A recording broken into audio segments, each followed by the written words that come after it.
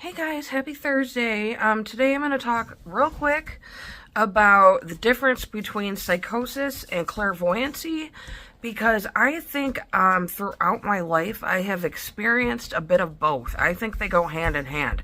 I don't know if the clairvoyancy makes me psychotic or if the psychosis reactivates my clairvoyancy. I'm not sure.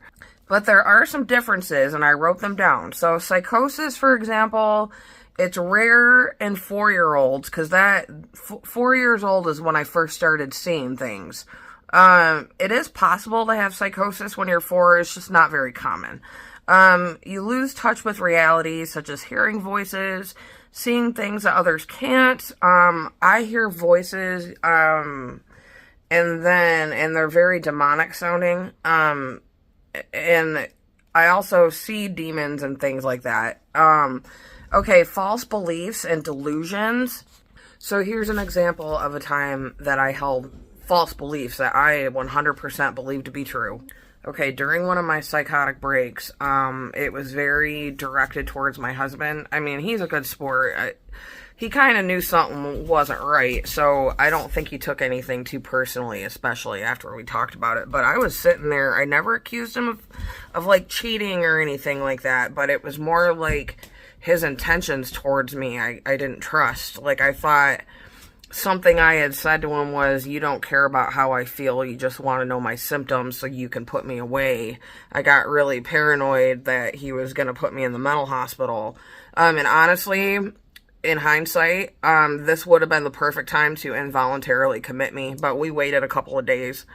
And I told him, I looked him dead in the face, dead in the eye, and I told him he was the enemy. And then when I came out of it, he asked me about the things that I had said, and I was just like, none of it was real. I don't know why I thought those things, but as soon as they medicated me, I was like back to normal again. We have a joke. We've been married for 10 years. I'm always like, 10 years with you. And he's like, no, 10 years with you. Another thing would be disorganized speaking and thoughts. When I'm in psychosis, I can't organize my thoughts, and a lot of times what I say doesn't make a whole lot of sense. And then like behavioral changes such as social withdrawal, agitation, and paranoia are like huge. And psychosis is very common in bipolar and schizophrenia. I have bipolar 1. So now let's get into clairvoyancy a little bit. Now, clairvoyancy is a psychic ability to see into the future, communicate with spirits, seeing present events as they're happening. That's happened to me a couple of times. And communication with the dead, and I have opinions on that. But, so seeing present events on 9/11, September 11th, 2001. Oh my goodness. Yeah, the Twin Towers, or, 9/11. Well, I did not have a television. I was, in my apartment, my new apartment, my first apartment, and I woke up and I had this dream that a plane crashed into a building. And then my mom awoke me with a phone call saying that 9/11 had just happened.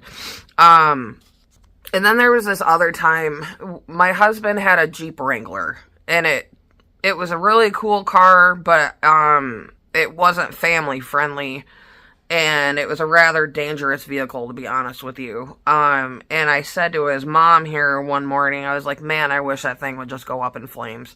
Well, as I said that, the car, he had it parked at work, it had an electrical fire, and it went up in flames, and it like burnt to a freaking cinder. So that's like another time. As far as communicating with the dead, this is where I kind of think the two things mesh together for me.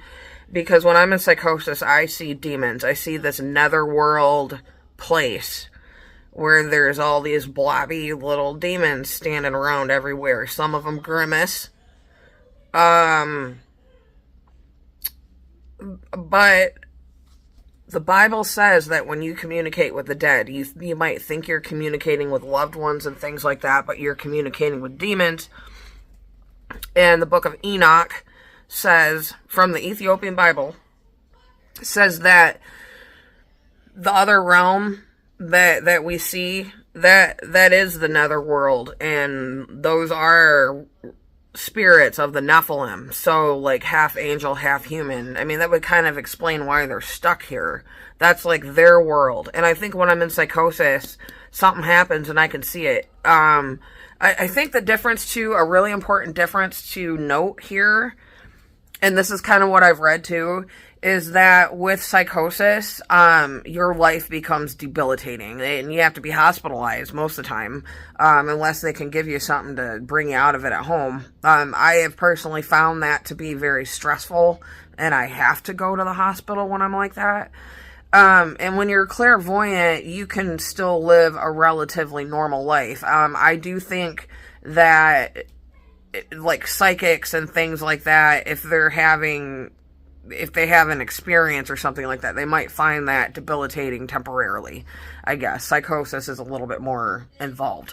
So, that's all I got on that stuff, guys. I'm going to be doing some reverse speech analysis, because that's kind of my thing. I've never done it on this channel before. Yeah, I'm checking things out from a non-psychosis perspective. So stay tuned. I'll see you guys later. Bye.